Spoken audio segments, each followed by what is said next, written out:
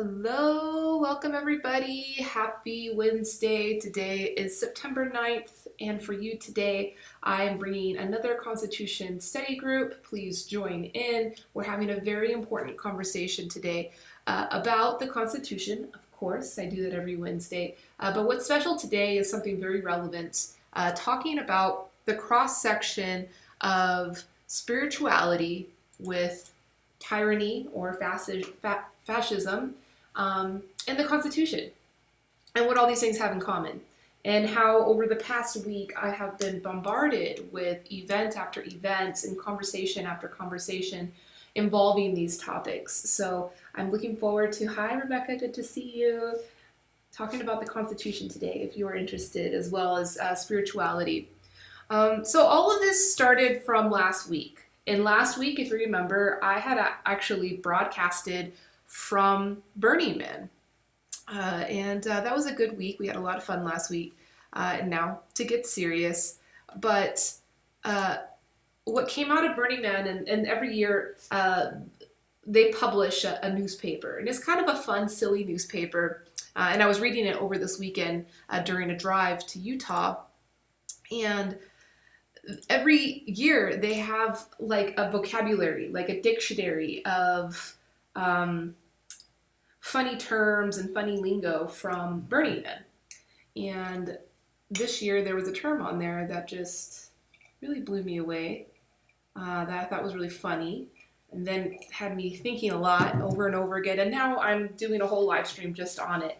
And that term was conspirituality.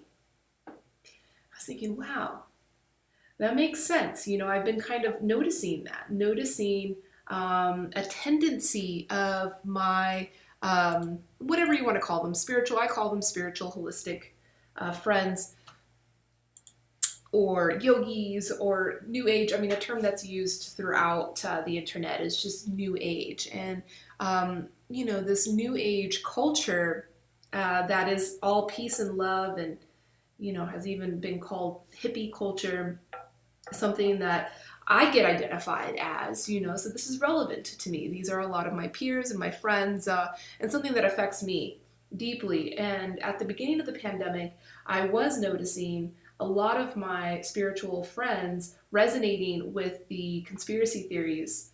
And at first it seemed harmless. I wasn't going to fight with them. And, you know, I understand that there's a lot of fishy stuff going on in the world. That is for sure. And so that's why I hold space for my friends that, you know, maybe have concerns or maybe have fears around what's going on in the world. And so I didn't think anything of it. But then when I saw that there was an actual term, and that the Burning Man newspaper had actually addressed and acknowledged this term of conspirituality. I mean, it's just a funny term, but then it got me thinking. And then another article popped up in the viral cycles a couple days ago. And I'll go ahead and show it to you real quick. And this article is, it's actually written on Medium. So this is not a reputable news site. You know, I'm pretty sure this is a little alternative to what we'd want to see from the media. It's a little fearful. It's a little sensationalized, but there's a lot to it. And in my research of preparing for this live stream, I've brought together other articles, and of course bringing it back to the Constitution, because at the core of all of this, of the core of why we're even in this situation and why our culture is at where it's at right now, is based a lot on the principles of the Constitution. So I'll look at what role spirituality played. And of course, in the time of founding fathers, spirituality more than likely was Christianity, or, you know, some religion, but again, I'll talk about where those similarities are. And this is going to be a very controversial, very sensitive subject, and I'm going to try my best to remain as unbiased. You know, some of the articles are direct stabs at particular people or particular administrations, and I'm not going to do that. I'm going to omit those parts of the articles and just talk about the definitions, talk about the words, talk about the history, so that we can understand the context of which we're working within, the system that we're working within, and why there is room for something such as conspirituality, which you would think that those are such countering things, but I've come to learn that New Age and fascism are not mutually exclusive of each other. So yeah, the article that came up in my viral cycles is from a gentleman named Jules Evans, and I did a little research on this guy, and he is not a he's not a journalist. He's definitely an expert. He's a, oh my gosh, I gotta look him up. He is a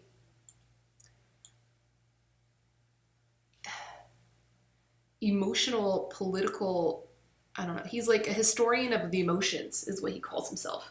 But all of his research is within a political context. And actually, a great deal of his research is dealing with ancient civilizations and understanding the emotions of the people, the psychology of the people, and how the great events of ancient civilizations happened. So he's written a lot about Greek culture and other things. So now he's writing about New Age and the far right.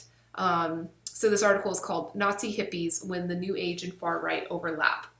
And so this article really sums up the entire thing that we're talking about with conspirituality.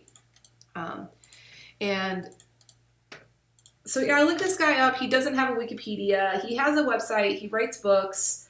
He works for the Center for Emotional History, which I didn't know that exists either. So, I think what he's written is something that we should take, understanding the bias that's there. But he writes very intelligently. And in this article, I'm not going to go into great detail of this particular article, but he does talk about QAnon. And I'm not going to go into, like I said, I'm not going to go into details about the particular names of people, names of administrations, names of movements, whatever, just overarching understandings of why, and in the links, in the comments of the video online, I have put the link to this article. Am I a Trump supporter? I am not going to, again, be biased and talk about anything. So I won't be talking about Trump today. And I just said QAnon, but I'm not going to really talk about that either. Really just talking about this conundrum, this confusion that a lot of people in the community have about why spiritual folks are resonating so much with the far right, which you would think is kind of far-fetched. So in this article, he draws a lot of parallels between what was happening in Germany in the 1920s and the 1930s with what's going on in America right now. And he brings up all of these topics of where Nazi culture was very much similar to New Age culture. I'm sure that there are areas where they weren't similar, and perhaps that is an error in this article, and perhaps he didn't have time to go into all of those details, but that there were a lot of parallels between these two cultures. So, he goes into talking about the history of this culture being involved in astrology, dowsing and divining, alternative medicine, parapsychology, wholeness, holism, whole earth, ecofascism. Right? I'm going to read this one in particular because this I found interesting. The Nazis, like many other Germans, were fascinated by holism, by the idea of wholeness for the individual and for society, as a way of healing the divisions caused by rationalism, materialism, industrialism, and military defeat. This quest for wholeness led them to a sort of early environmental holism. They passed legislation to protect forests and rivers and moved to ban experiments on animals, while authorizing experiments on camp prisoners. Greens today, who think all we need to save the world is a paradigm shift to an ecocentric worldview, should realize you can hold such a view and also be a fascist. Again, they're not mutually exclusive things. And this is an excerpt from Ernest Lehmann, who was a Nazi professor of botany. He said, "We recognize that separating humanity from nature, from the whole of life, leads to humankind's own destruction into the death of nations. Only through a reintegration of humanity into the whole of nature can our people be made stronger. This striving towards connectedness with the totality of life, with nature itself, a nature into which we are born, this is the deepest meaning and the true essence of national socialistic thought.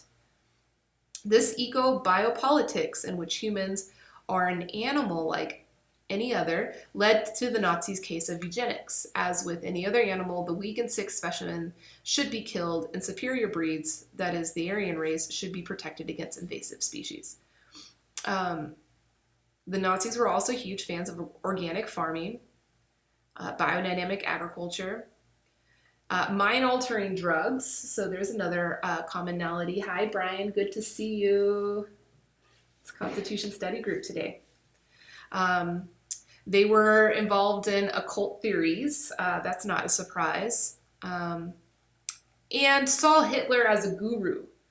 So that's another commonality. Of course, again, I'm saying that this article is not perfect. I'm sure that there is a lot of error in not identifying the dissimilarities. This article is only kind of bringing up the similarities, but they are, giving a lot of information about the Nazis, a lot of information that I didn't know about fascist culture, that I didn't know about, that the depending on the perspective, of course, you're coming to it. So again, I'm not trying to call a particular regime or administration, although I just talked about the Nazis in great detail. And so again, we think about Nazis and what does that culture embrace? And that culture embraces fascism. And something that I have noticed repeatedly throughout my reading of the Constitution and my study of the Federalist and Anti-Federalist papers was that the word despotism was brought up several times. And I had to look that word up, and that word means tyranny.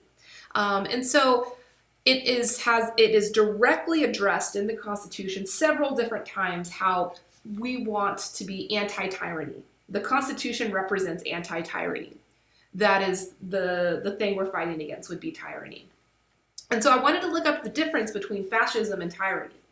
And so if there are similarities there, could we also make the statement that the Constitution is also anti-fascist?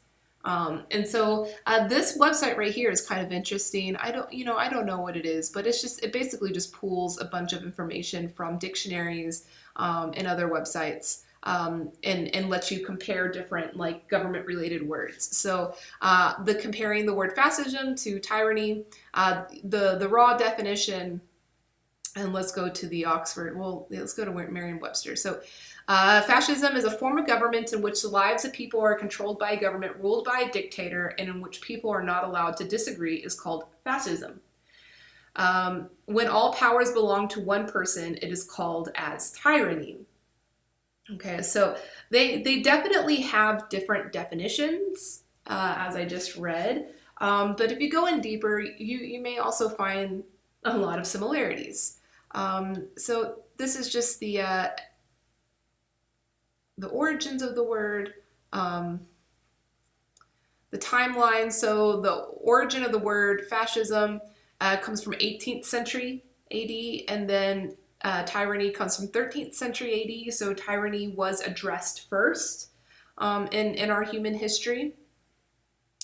And then here's the important thing. So the government class. So in a fascist regime, it's an autocracy. And then in despotism or tyranny is a monarchy. Right? So then I wanted to see the difference between autocracy and monarchy.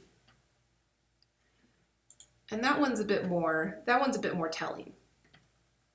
So the definition says for monarchy, A form of government in which a hereditary chief of state with life tenure and powers varying from nominal to absolute is called as monarchy. In a tyranny, when one person possesses unlimited power in a government, then it is called an autocracy, not tyranny. Autocracy. Autocracy is the government form within a tyranny. So, I mean, it seems pretty similar there if you look at that. I mean, the only difference between the two is one is hereditary. But if you go down lower, oh, okay, and then monarchy is from 12th century AD, and then autocracy is from 17th century. So the idea of fascism is a newer idea in human history compared to, tyranny.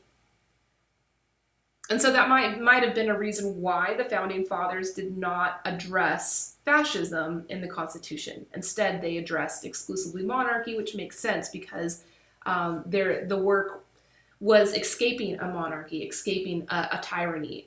And so that's why they were so focused on addressing ways to avoid tyranny. But I'll go into later of where they didn't focus on avoiding the risk of fascism.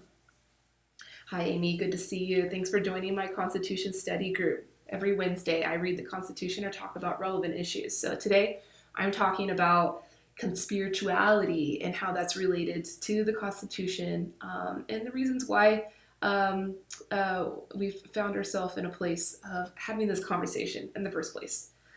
It's controversial, and if you guys have questions or you have statements or you are not agreeing with what I'm saying, please comment. Like, that's the purpose of this thing. Okay, so if we look at the advantages of those two systems, that's where you will see the most parallel between them. So in a monarchy, the advantages are faster process for the system, lawmaking process is simpler, and a stronger military.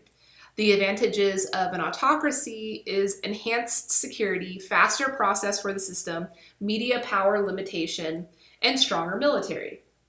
Sounds very similar.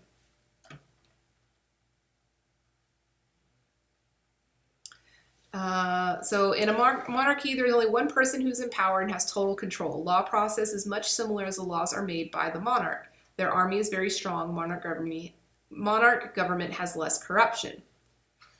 Okay. In an autocracy, the security is enhanced in this government form. There's a stronger army. The process is faster for the system as only a single person or a few people make decisions. Also, there's less exploitation of the media.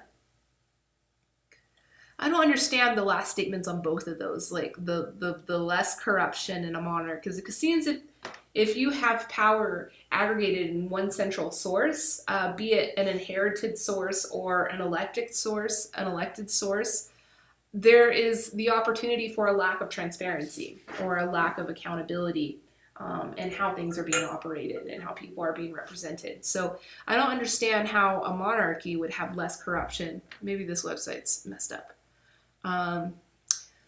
So then here are the disadvantages. A bad leader can cripple a nation. This is for a monarchy. A dependency on the leader and a difficult to change internally, a higher chance of rebellion. In a autocracy, decisions made by a small group, no individual freedom, single person in power. So again, the reason why I'm reading these things is because the Constitution has several points in it that is addressing bad of tyranny, of a monarch system, how we want to get away from a monarch system. Hi, Bradley, good to see you. I'm talking about something good today. So the Constitution definitely addressed tyranny and said, bad, tyranny bad, we don't want it. Here are all the ways that we are going to protect our country from tyranny. But there's nothing addressing fascism. And the reason being, maybe the concept of fascism didn't even exist then, because I'm looking at the origins of the word, and it wasn't even until the 17th century, which was 100 years before, but it perhaps, the concept and the definition of it and the fear of it hadn't spread to the founding fathers during the time of the Constitution, so it was not addressed. Okay, so another disadvantage of a monarchy is the masses do not have power to remove the leader from the leadership, and hence a bad leader can cripple a nation. There are a lot of typos in this website as well, so I'm not going to trust this one wholly. Oh, but this was interesting. So 11% of monarch governments don't have majority rule. No autocracy government has majority rule. The difference of leadership is a monarch or a ruler. 33% of monarch governments have voting. 9% of autocratic governments have voting. So it's almost as if autocracy is worse than a monarchy for our people. And then so succession, it says here, is the same for both systems. Inheritance as well as elective. So there's parliament with monarchy absent. Constitution has the monarchy has a constitution. Autocracy does not. So again, all of these reasons why we should actually be more afraid of fascism than we should be of tyranny. But anyway, okay. So then this took me down another rabbit hole where I wanted to see if there were some articles talking about when the Constitution directly addresses fascism, and there's not. And in fact, I ended up finding articles explaining how the Constitution is written to actually encourage and protect fascism. And again, for the same reasons, probably because they didn't even know that that would be a fear. You know, there was a lot of talk about the fear of a majority faction, which, you know, could be the beginning steps of autocracy. So that was addressed. And I talked about that a few weeks ago, talking about the political party system and the history of that. By the way, I am drinking a beautiful white tea from Nepal called White Forest. Look at that pubescence. You can see it. And all the little furs in there. This tea is actually from yesterday, from my class I did yesterday. I don't like wasting tea. I had actually steeped it like 5 times yesterday and then let it dry in the pitcher. And it still came out really nice. Look how beautiful that is. Nice. It smells like flowers. I need something good while I'm talking about this pretty sad stuff. All right. So that took me to an article published over 2 years ago. Yeah, Joshua. He says, sounds like we need a new constitution. Yes. And that was established last week when I had the guest on, and we were talking about, you know, the expert. I had an actual history teacher. She runs the civic engagement office for the governor here in Nevada. So she knew what she was talking about. She basically said, yeah, there's so many parts of the Constitution that like we really just need to we don't need to throw it out, but we really do need to question like Second Amendment, addressing fascism, which we didn't address, and addressing religion, or not just addressing it, because we did address it in the original Constitution, but really setting a strong boundary. And I'll get into that later of what I mean by that. But this was an interesting article that looks at this guy, Friedland, who wrote an article. I guess it's an article. It's Bring Home the Revolution from 1999. Yeah, so it was a book. It was an article. This looks pretty good. Maybe I'll read this later. But I was looking at this article talking about the signs of fascism that are currently in our country. And again, I'm not going to address any particular administration or who's at fault or whatever. You can make your own conclusions or your own research on that. I want to keep this as unbiased as possible. Like, let's just talk about the system that we're working within. So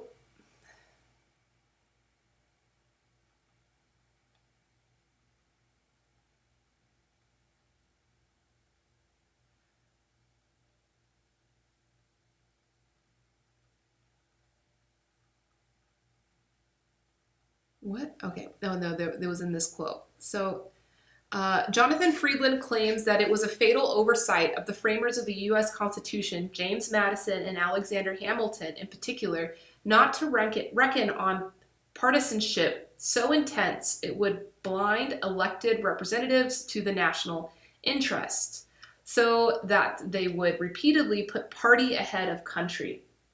And this is the first steps of fascism.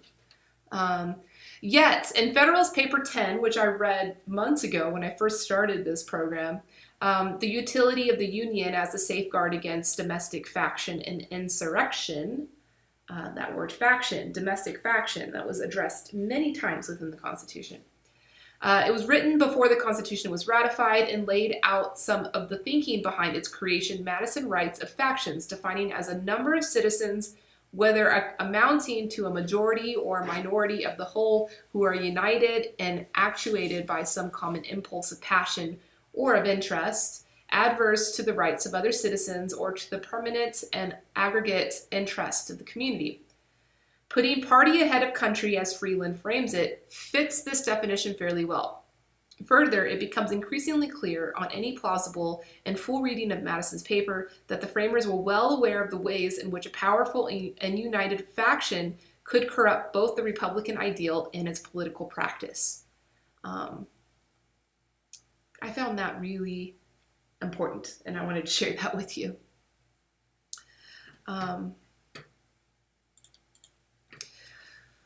So again, I'm not going to talk about any particular administration, so I'm going to leave it there. I'm going to leave that there. I encourage you to do your own research and try to understand the particulars of our relevant situation and how it's applying to what I'm talking about today.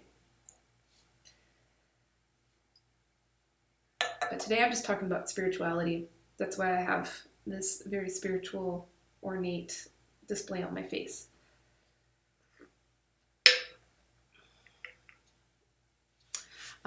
Okay, so now I wanted to move on to go into further, right, so I'm done talking about that. The Constitution did not address fascism.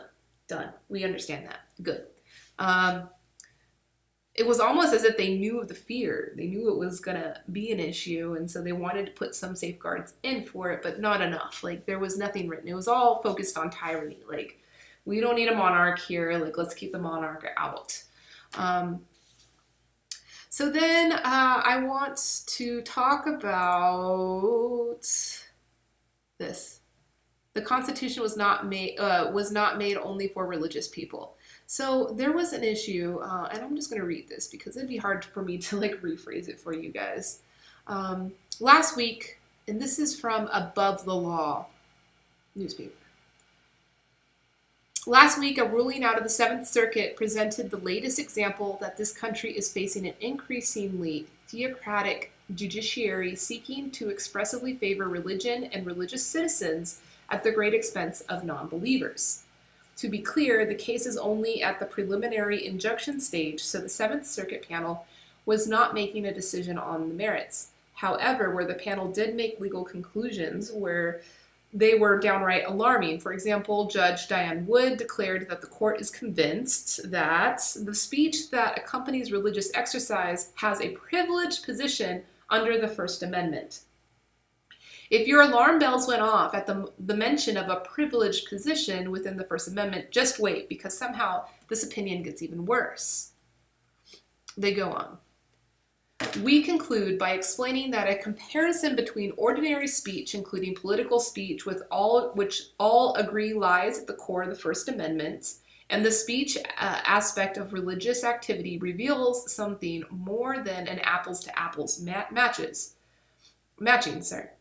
What we see instead is speech being compared to speech plus, where the plus is the protection that the First Amendment guarantees to religious exercise. And a lot of this is having to do with the pandemic response. There are several, I don't know, maybe I'd like to find the exact number of lawsuits that are happening across this country around the shutdown of the states, and churches being shut down. And I think that was the case. That was like the actual case that they were arguing in this story, was that they were suing the state. And yeah. Declaring that religious expression is entitled to some special privileged status within the First Amendment that is superior to political speech is incredibly difficult to justify. For one thing, the free speech law that I thought we were all operating under seems pretty clear that unless it is determining whether certain speech falls into a narrowly defined list of historical exceptions, government is not supposed to be in the business of making viewpoint or content-based restrictions. Yet, if courts are granting better treatment to expressive gatherings simply because they can't contain religious speech than other expressive gatherings such as political ones, this would seem to be a pretty clear-cut case of content-based restriction. Furthermore, there is a long line of cases that contradict this supposed special case of religious speech where the Supreme Court has declared that religious speech and non-religious must be treated equally. So yeah, this may not seem so relevant to what I've been talking about this session, but it is, because it's spirituality, and it really shows the role that spirituality plays in our society, which is great. But what this argument in this article is trying to say is that we really have to keep things in balance, of understand our priorities. That ultimately our priority should be fairness and freedom, but then also respecting, people's the right to the First Amendment to do what they want and to practice what they want. But the fact that these courts are prioritizing in their judgments religious activities over non-religious activities, it says a lot about the culture, the current status quo, the current system we're working within. I found this really cool thing I wanted to share with you guys too, which is this is an actual case that was brought forward to the Supreme Court of the United States. Calvary Chapel, Dayton Valley versus Steve Sisolak, Government of Nevada. So that's my own state. So it's happening even here in my own state. So this is from July 24th, 2020. And it says, the application for injunctive relief presented to Justice Kagan and by her referred to the court is denied. Justice Alito, with whom Justice Thomas and Justice Kavanaugh join, descended. The Constitution guarantees the free exercise of religion. It says nothing about the freedom to play craps or blackjack, to feed tokens into a slot machine, or to engage in any other games of chance. But the government of Nevada apparently has different priorities, claiming virtually unbounded power to restrict constitutional rights during the COVID-19 pandemic. He has issued a directive that severely limits attendance at religious services. A church, synagogue, or mosque, regardless of its size, may not admit more than 50 persons, but casinos and certain other favored facilities may admit 50% of their maximum occupancy. And in the case of the gigantic Las Vegas casinos, this means that thousands of patrons are allowed. That Nevada would discriminate in favor of the powerful gaming industry and its employees may not come as a surprise, but this court's willingness to allow such discrimination is disappointing. We have a duty to defend the Constitution, and even a public health emergency does not absolve us from this responsibility. So, even in this case, even though they have a very interesting case because it is unbalanced, the favoring of business over religion. This is kind of like the religious folks trying to stand up. I don't sense any type of assumed privilege of the First Amendment within this case, but I just thought it was interesting. So yeah, you can find this. This is this is the whole case right here. It's currently open.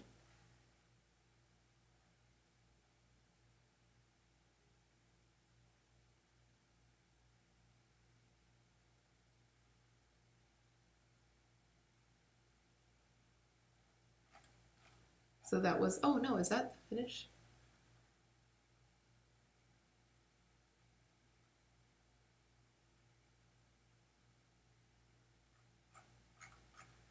I'll have to read this later. It's a lot. Maybe the case was closed. They made the argument. But ultimately, and that's what the court did in this case, is they just said, hey, everybody's on the same even playing field. Everybody is, having to follow the same directives. Like, you don't have any privilege just because the activities that your organization is hosting is protected by the First Amendment. Everybody is being protected by the First Amendment, but in the case of a pandemic, everybody also has to respect the same restrictions, the same rules. And it's murky, I'm sure. It's very murky. There's lots of emotions going on. But yeah, I just wanted to share that to kind of show the context of why. And actually, this history and culture of prioritizing religion within First Amendment rights over other non-religious rights is not a newfound thing. In fact, I found this excerpt from of John Adams addressing the Massachusetts militia in October of 1798, where you can see even then the founding fathers were also prioritizing religion. There's a long thing here, but it says, let me read just from here. This country will be the most miserable habitation in the world, because we have no government armed with power capable of contending with human passions unbridled by morality and religion. Avarice, ambition, revenge, or gallantry would break the strongest cords of our Constitution as a whale goes through a net. Our Constitution was made only for a moral and religious people. It is wholly inadequate to the governments of any other. So yeah, that culture and that intent was there from day one. So here are the two conditions that we're working with that I'm talking about today. The first one, fascism was not addressed in the Constitution. Second one, Constitution was written for the religious. Is the intent, even though it may have not, this quote by John Adams I just said is not in the Constitution. This was from a speech that he was giving to the militia. He was trying to get his militia fired up. But the fact that he said it in this speech, it was probably deep down in the culture, of the founding fathers as they were putting the Constitution together. So I think it's important to see that relation and how one thing could affect the other. Again, if you guys are, getting triggered or anything by what I'm saying, please say something, because that's what this is about. I don't know what I'm talking about. This is a rabbit hole I just started going down today. And I have a lot more to learn. There was something here I wanted to address. Maybe it wasn't this article.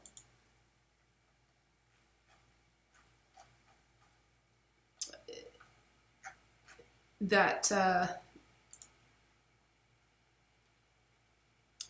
about how the government's working and the executive's role, of how the Constitution kind of left space for fascism by giving so much power to the executive. And we're seeing that right now.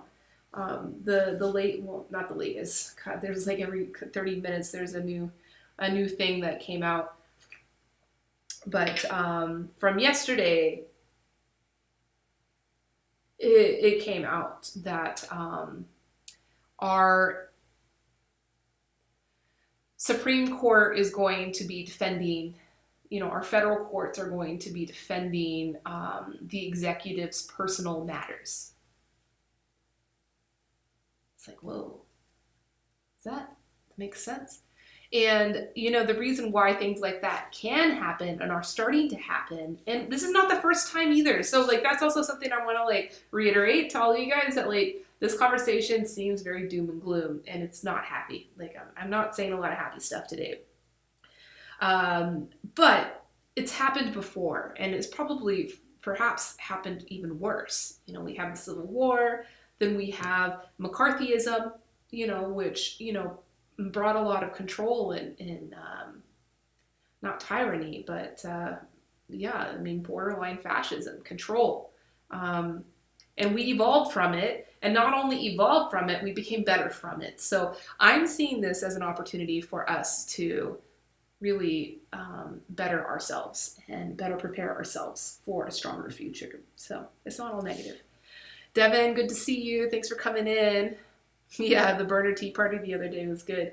Yeah, so what I'm talking about today is related to the burner tea party we had last week, because in the Burning Man Weekly, the BRC Weekly, the newspaper that they publish for the event, they have like the dictionary of lingo, and there was a term in there that just really got me. What? That sounds funny. I want to research that, and that's what I'm talking about today. And that term is conspirituality. Interesting term. Or, yeah. Let's see, Brian, you say New Mexico, we have one of our large mega churches suing a governor for mega gatherings and places of worship. State sided with the governor. Churches are not exempt and must uphold health order. Not every court is making that decision. So it's interesting. It's interesting that we're on different pages here, and the fact that there's even one court in this country that is prioritizing religious privileges over non-religious privileges is crazy. It's crazy that we're even in that place. But good on Albuquerque that you guys were able to uphold that and have some reason and logic in addressing this. Nothing again, like, saying that prioritizing religion over non-religion is not saying that we should prioritize non-religion over religion. That's not what anybody is saying. It's like, we're all equal. This is like the home of the free. Like, everybody gets the First Amendment, not just certain people, not just the religious ones. But obviously, the forefathers had a different idea around that, and we're still dealing with it now. We're still trying to resolve it now. Okay, so I'm going to go back full circle and so in the process of researching that other viral article I was showing you, this Nazi hippie article that parallels Nazis to New Age culture, this guy, Jules Evans, let's see if he'll take him to his bio. Here's his bio. He's a fellow at the Center for the History of Emotions, the author of The Philosophy for Life, Art of Losing Control, and has a new book breaking open. Okay, so that's his website there. He has one article on Medium that has 5.5 thousand likes, 110 comments, and is just getting more and more shared. And so it's good. It's good that these ideas are going around. But he wrote another article on his website, which is called Philosophy for Life. This guy's not stupid, okay? Like, he's pretty smart. I'm really impressed reading about him. I mean, the history of emotion, that's so cool. I'm very much into that. I think that's very cool. Anyway, he had written this article in April of 2020, April 19, 2020. It's recent, but it's definitely more recent than the BRC Weekly, where I thought that term of conspirituality came up, but turns out this guy had been writing about conspirituality since even before. And so his article is called Conspirituality on the Overlap Between Spirituality and Conspiracy Theories.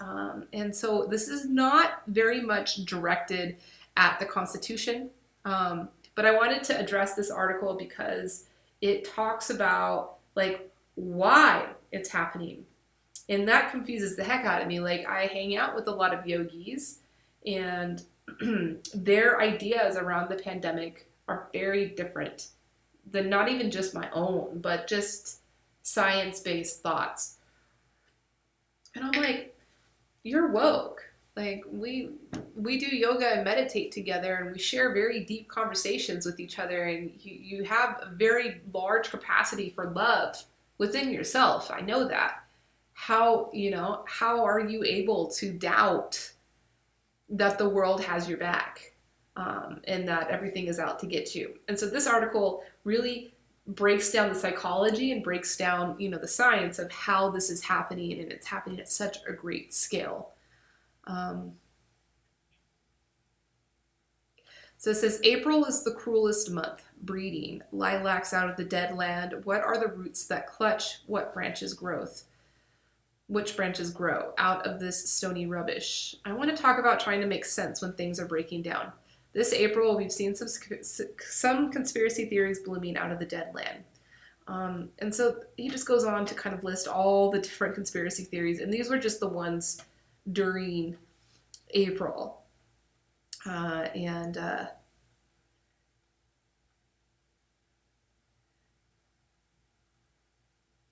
Now, in some ways, this is predictable. The pandemic has led to a breakdown in knowledge and certainty. We don't know how much about the virus or the best way of dealing with it, but we know it's killing a lot of us and we're afraid. This is happening to the entire human race at the same time, and we're all connected on the internet. This is creating a unique opportunity for fringe beliefs and fringe thinkers to take center stage. Some might be interesting, universal basic income, say, but some really belong back on the fringe. I have been disheartened to see leading influencers in my community, that's to say Western spirituality, spreading the conspiracy theories I mentioned above. I want my community to be the service of humanity during this crisis, rather than actively spreading bad ideas, particularly anti-vaccine conspiracies. Finding a vaccine seems our best hope for getting out of this without 1% of the population or 75 million people dying of the virus. It makes me question the worth of my culture. Is spirituality particularly prone to conspiracy thinking? So then he goes on to talk about the concept of conspiracy theory. It's a charged term. It can be a way of simply dismissing a topic without considering it.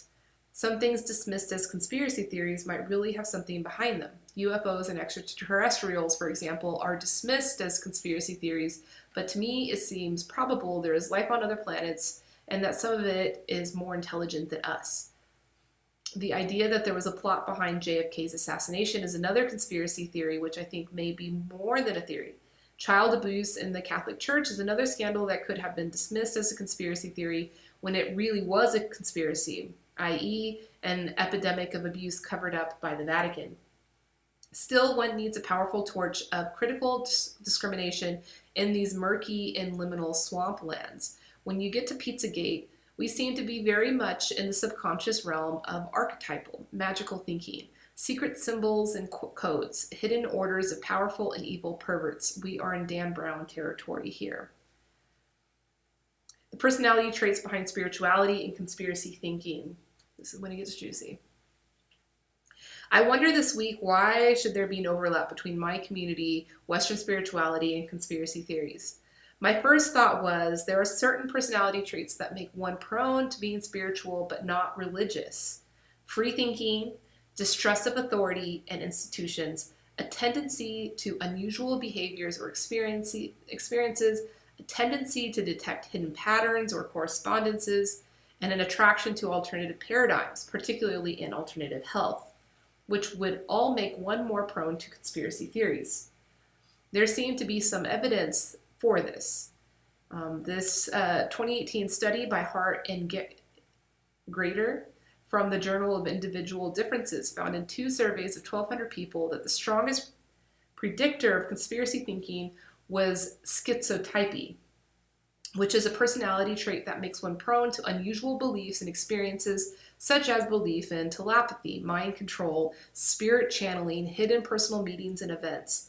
People who are spiritual but not religious have been found to score more highly in schizotypal personality traits than both the religious and the non-religious. We have to be a little careful here that there's a risk of tautology.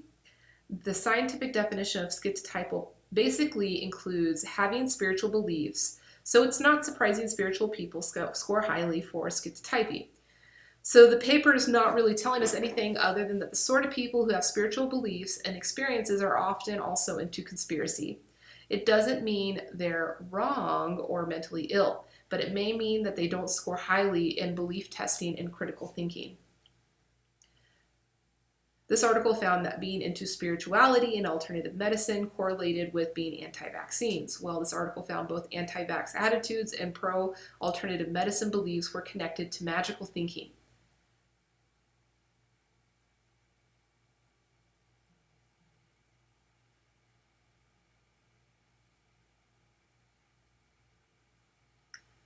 On conspirituality. Finally, two important articles from religious studies. The first is a 27 article. They describe the surprising new phenomenon of conspirituality. Also, this term of conspirituality is from 2011, coined by Ward and Voss. The overlap between New Age spirituality and conspiracy thinking, they describe conspirituality as a rapid growing web movement expressing an ideology fueled by political disillusionment and the popularity of alternative worldviews. It has international celebrities, bestsellers, radio and TV station. It offers a broad political spiritual philosophy based on two core convictions. The first traditional to conspiracy theory, the second rooted in the New Age.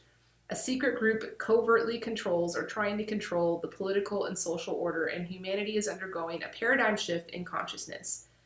Proponents believe that the best strategy for dealing with this threat of totalitarian new world order is to act in accordance with the awakened new paradigm world order.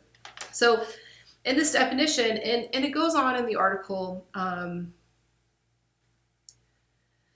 to talk about the two sides of this. So there's ecstatic globalism versus the paranoid conspiracy. And in both cases, it seems as if like this perspective is questioning the status quo, questioning who's in control, who has power, which is good. We want that, right? But at the same time, it makes you vulnerable and susceptible, just like in, Nazi culture. And that's why this other article, the Nazi hippies, when the New Age and far right overlap, is such an important thing to keep in mind.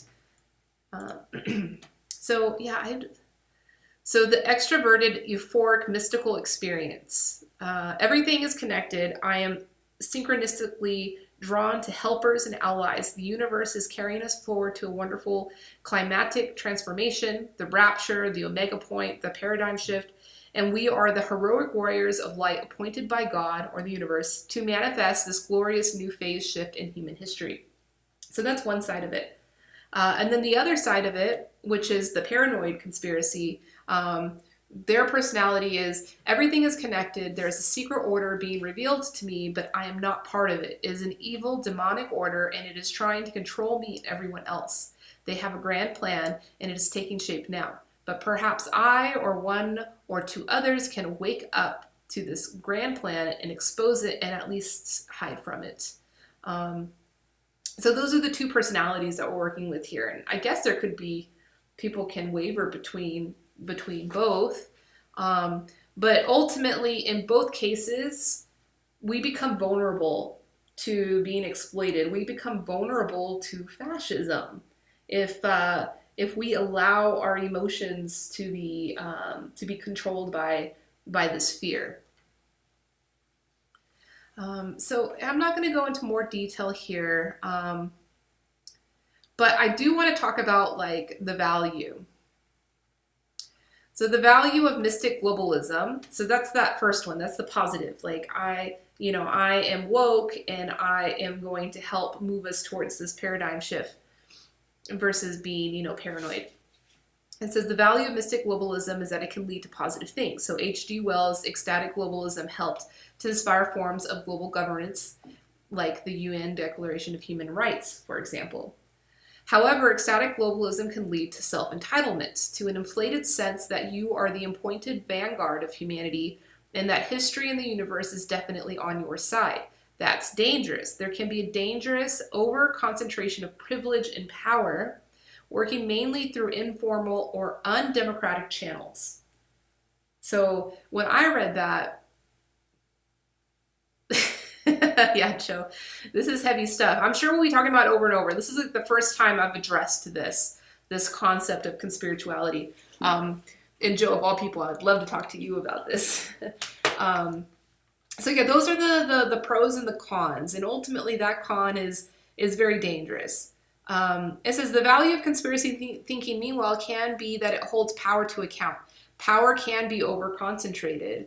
The World Health Organization is excessively reliant on funding by Bill Gates, and the Gates Foundation should be more transparent and accountable, considering the mass influence it has over global public health. So there it is. I mean, this paranoia could instigate the accountability that we should be asking regardless, right? Like we shouldn't need a conspiracy theory as the basis of asking for transparency, of asking for trust. But sometimes, maybe a conspiracy theory is that the catalyst that makes that happen. Scientific authority can be awfully horribly wrong sometimes. Many ecstatic globalists in the 20th century supporting eugenics, including H.G. Wells, Annie Besant, Julian Huxley, they thought that the world should be run by an elite of spiritually enlightened scientists who would decide who was enlightened and who was unfit and therefore deserved to be sterilized, locked up, or exterminated. There was no secret conspiracy about this. They proudly declared their opinions. So you can see why paranoid anti-globalists might have their suspicions of secret eugenic plots today. Okay, so last point before I move on from this article is the positive. And I'm not the type to just like unload a bunch of bad news and not say that there's a solution, because there is, and that's balance. And that's the same thing we were talking about earlier in regards to religion versus non-religion in the Constitution. We need to find that balance of creating equality between those mindsets, and ultimately at the core of all of it, there's people. So in general, and in conclusion, there is a value in non-rational forms of knowing, such as dreams, intuitions, inspiration, and mystical experiences. These can be important sources of wisdom and healing. Many great scientific discoveries and cultural creations have come from ecstatic or schizotypal inspiration, from Newton's discovery of gravity to Milton's Paradise Lost. I am prone to this sort of benign schizotyping myself, and on the whole, it enriches my life and work. There is a reason schizotypal thinking has survived for millennia. Sometimes it is highly adapted. It has played an important role in our cultural evolution. However, it is crucial to balance the capacity for ecstatic, magical, mythical thinking with the capacity for critical thinking. That's what I've tried to do with my books. Balance the Socratic and the ecstatic, or the left and the right brain, if you're into that sort of thing. Too much Socratic thinking without any ecstasy, and you end up with a rather dry and uninspiring worldview. Too much ecstasy without critical thinking, and you may be prone to unhealthy delusions, which you then spread, harming others. You may be so sure you're right, so hyped in your heroic crusade, that you may block things that are really helpful and spread things that are really harmful. One should be free to believe what they want, but in this instance, a global pandemic in the internet age, our beliefs and behaviors profoundly impact others. We need to try and be extra careful in what we believe and what we share, so as to practice mental hygiene. There is so much fake news out there. Okay, I think that's it. Yeah, the rest of it is just like his opinions and stuff. I'm going to put this article in the comments for your review if you want to read the full thing. So I put 2 articles by this guy, and I read a lot of it, so you can kind of see his level of intelligence and where he's coming from. I just love this image. It's a good one. All right, Instagram, we're going to say goodbye now. Thanks for tuning in. Love you guys. Be good, be free, think critically, but be love. Let your spirit be, it's good. Be spiritual. The world is not out to get you. Yeah, I feel like I'm a little bit, personally, I feel like I'm in the ecstatic realm. I'm like a dangerously optimistic person. um, around talking about like where the world's at and this paradigm shift. I definitely agree with those things and think that's it. Hey, Solana, good to see you. I hope you caught some of this. I talked about good stuff, really good stuff. I don't usually talk about controversial things. Well, sometimes I do, but this one's especially controversial because it like involves people that are like close to me. So, I'm just trying to gather the tools about how to effectively communicate with somebody that may be coming from a place of paranoia, and how do you get them to think critically about things, uphold science, while at the same time still valuing their spirituality and valuing their light that is given to them by God or the universe or whatever spiritual being that they believe in. Because, yeah, we got to hold on to that. That's really important, too. And, of course, First Amendment. Everybody has the right to practice what they want to practice. So it's good. It's really good. So, yeah, that's it. Conspirituality. It's a term coined from 2011. Let me see. I'm going to check out this video, Silona. Thank you for sharing video. Actually, Silona, you shared a video the other day that I have become kind of obsessed with. Although I'm not like a huge fan of the woman, but I don't know. I just... but the content that she's sharing, the debunking, the viral videos, you showed me one, and now I've like watched a bunch from her. I like that she's a food scientist. That's what I love about it, because that's like how I think about things when I see people cooking or I watch these videos. But it's pretty incredible to like learn the business behind it and why people are motivated to create like these fake videos. Maybe I'll address that in another one of these Constitution study groups. About authenticity in the stories that we tell, and how it can be dangerous. Because yeah, in that particular video you shared, they're like, these cooking videos, there's lies. It doesn't really happen like that. If you really try what they do in these videos, it doesn't work. And the reason why they did that was just to get more traffic and more ad revenue or whatever. They're just making what's viral. And so when it comes to like baking some cupcakes, it's pretty harmless. But she then went in, and her husband actually, who's a history buff, went and debunked a bunch of history learning channels, which then it becomes dangerous. And then it becomes very dangerous because then a certain agenda can go through. Tribalism, a double-edged sword. In this video, we explore group dynamics, factors that contribute to tribalism, and the role story plays in sharing values. Okay, I'm going to watch this on my own time. It's about an hour long. I look forward to it. Thank you, Silona. Food science going to critical thought. Yeah, I mean, when you're a food scientist, there's like no room for conspiracy theory. In fact, I felt like when I was a food scientist, and this is why I don't like this woman, Silona, is because I feel like she's still in that mindset. So like, I feel like when I left my like academic path of food science, which I probably would still be on now if I didn't have like my own spiritual awakening that I had when I was, 22 years old. I would have been, going by the books and building my career as a food scientist. And I feel like I had to be deprogrammed from a lot of that stuff about like the spirituality. Like there is no room for spirituality when you're cooking processed food. When you're making I shouldn't say cooking, marketing and making processed food. And I had a lot of issues with that. And so I had to kind of deprogram a lot of my thinking. I mean, really, like, honestly, when I graduated college, I really felt like genetic splicing and the business of owning genetics was like the future and like a progressive future. And there's elements to it I understand even now why you would think that.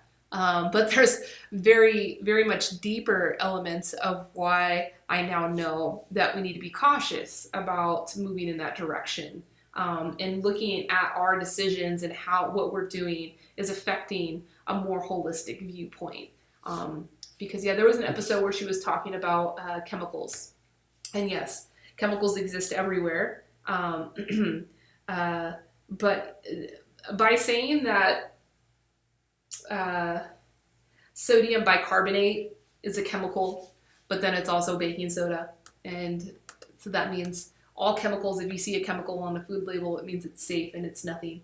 Um, I don't like that argument, so that was my main beef with that. Is that yes, chemicals are existing everywhere, but ultimately, really what we need to be seeing in our food system is just more wholeness, instead of so yeah, anyway.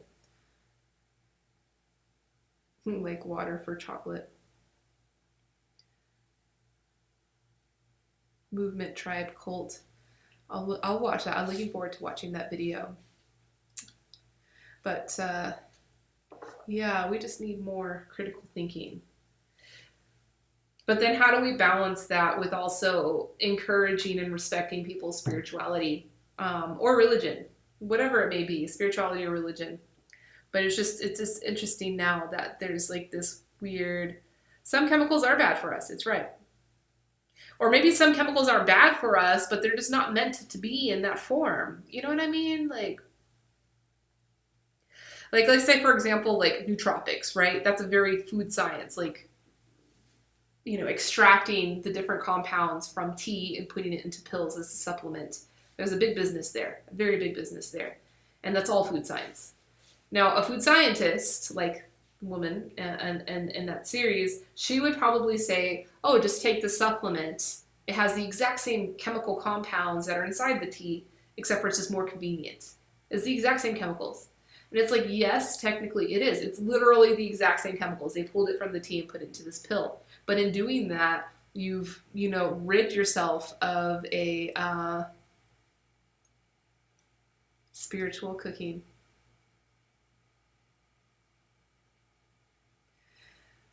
I like that. Yeah, wasn't that? Yeah, so like the chocolate. I haven't watched that movie in a couple of years. I should watch it again. I do like that movie. But yeah, like the quality of her chocolate was associated with her energy that she put into it as she was making it, if I remember that correctly. But yeah, like the exact same chemical could be there, but it's far more effective as a nootropic if we take it in its natural state versus trying to like inject science into it. So, yeah, a very hot scene with roses. Yeah, I do remember that movie being pretty hot, and Johnny Depp too, right? The gypsy. Totally culturally appropriate use of the word gypsy there. I believe, right? He was a gypsy. Not like, bohemian gypsy, you see at Burning Man or at Coachella, but a real life gypsy. Silona, it's good to see you. Did you go to Burning Man? To virtual Burning Man? I did. I should have sent you a message. Yeah, we created a tea house with Intopia. It was very fun. Actually, you can still just go there and check it out. You can explore around. We have like cool like artwork and cool little installations you can go around and see. And then also, if you just want to use that as a meeting place for people, you're welcome to do that. But yeah, the source of this conversation I'm having today is from the BRC Weekly, in the section where they have all of the lingo, this year's lingo. And there was a word in there, the conspirituality was in there, and I was like, that was my first time to see it, but now I've educated myself. I know that this word is actually from 2011, so it's not a completely new term, but almost.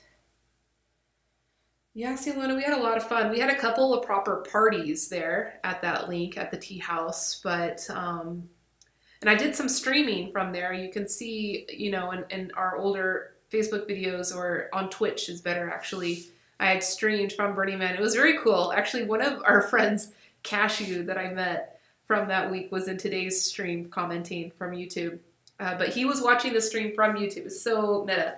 He was watching the stream from YouTube of me talking with a couple people within the tea house.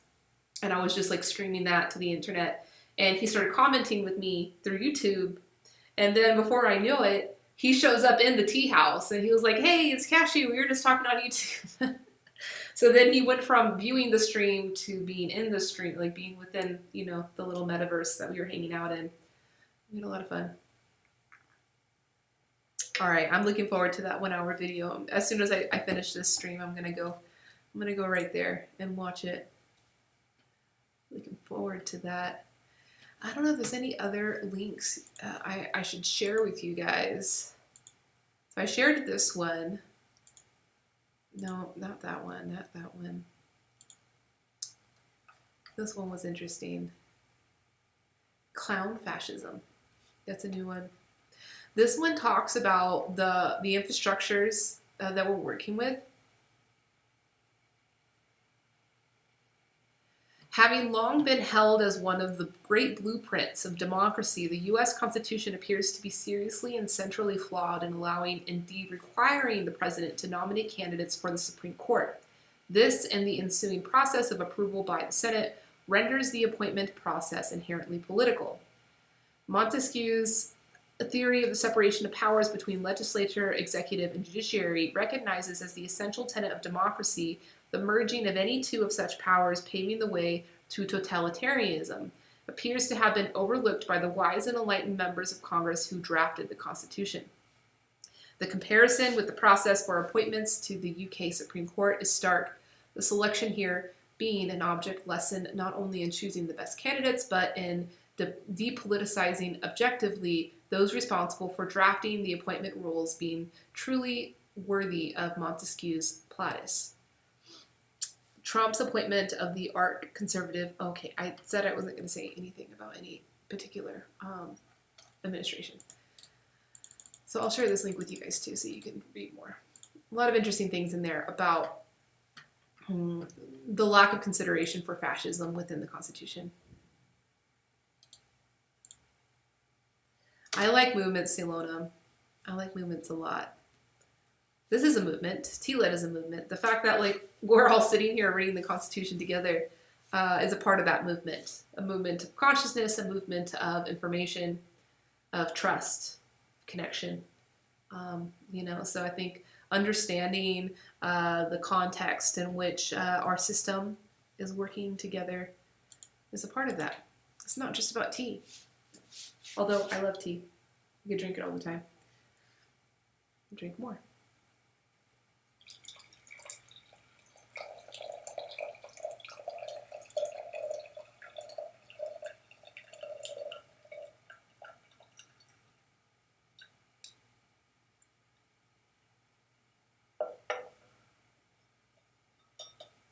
So, if any of the stuff that I talked about today triggered you, you feel attacked, if you believe in these conspiracy theories and you think that it's unfair, as if I'm judging you for believing in certain things, that's not the purpose of this. The purpose of this is for both sides, everybody, to understand the danger there is in living in too deep a paranoia, or living too deep in this ecstatic state of believing that we're the ones and that we are the enlightened few that are going to create a better future. We are not the enlightened few. We are all, everybody has the power. Everybody has capability of holding love and of being that truth. So, if you are in a position, just have more conversations. If you're in a position on either side, if you're fearing your friends, you're losing your friends to conspiracy, which I felt for a little bit, rather than fearing that and rather than blocking them out of your life and just getting rid of them, I encourage you to have conversations. I'm trying out different things. Maybe I'll share with you as I learn, my tactics, what's working or not working. And as far as working, that means how can you connect with these people that you care about to have these conversations of balance, of encouraging their spirituality, encouraging their ecstatic state, while at the same time encouraging critical thinking. Because from conversations that I had even last week from the multiverse, from Burning Man, there were a lot of conversations being had around people feeling like I get attacked if I try to tell my friend that that's stupid or that's dumb. I get attacked. It's like, well, yeah, of course you're going to get attacked because you're making them feel insignificant. So a key thing is, how do we make people feel significant, make their thoughts feel significant? And it's like, we're having this conversation not because I disrespect your viewpoint. I'm trying to understand your viewpoint. And hopefully you will want to put in the effort to understand my viewpoint and everybody else's viewpoint, versus just living in a state of paranoia or in a state of egotistical ecstasy. Both states can be dangerous if we don't keep them in balance. So that's that. Are there any other questions? This has been a good stream. I'm happy about this. Thank you guys for being a part of it. I learned a lot. I hope you guys learned a lot. And yeah, I'll see you tomorrow. Tomorrow is Tea Talks. We'll have a lot of fun. That one will be a little bit more lighthearted. But of course, since this stuff is still fresh in my mind, I'll probably be bringing it up just so that I can get some other perspectives. Thank you, Jonelle. Jonelle says, I know my views and opinions are different from most of your views, but I have no problem listening to them. Thank you. But again, you know, in this role that I've taken of talking about the Constitution, I'm trying to keep my viewpoints out of it. Other than viewpoint of like what I'm experiencing and what I'm hearing. I'm trying to keep my own personal viewpoint and own personal politics out of this. Maybe on some of my other live streams, I may be a bit more opinionated, you know, because those are topics that are in my domain, you know. I'll be there to bring up these topics as well. You're coming tomorrow. Good, Joe. Thank you. Come tomorrow. Let's talk about it tomorrow. That'll be good. That'll be good. Yeah. Oh, Joe, you're coming tomorrow. We'll definitely have to talk about we'll have to talk about this in the context of your community right now, because there's definitely some media getting spread around about your community right now. Yeah. Joe, there's a show. I'll send you the link, but if you guys just want something interesting to watch, there's a show called No Brakes, All Gas, or All Gas, No Brakes. That's this funny comedian guy that just makes YouTube videos where he goes places and he like interviews people and makes them feel really uncomfortable. And usually he just posts the interviews that are like the most like incriminating. But he went to Sturgis and he interviewed several people, and it was interesting. It's a very interesting video. You can look it up. But Joe, I'll send you the link so you can watch it. But yeah, you guys, thank you so much for joining today. This has been good, and I'll see you tomorrow. Much love.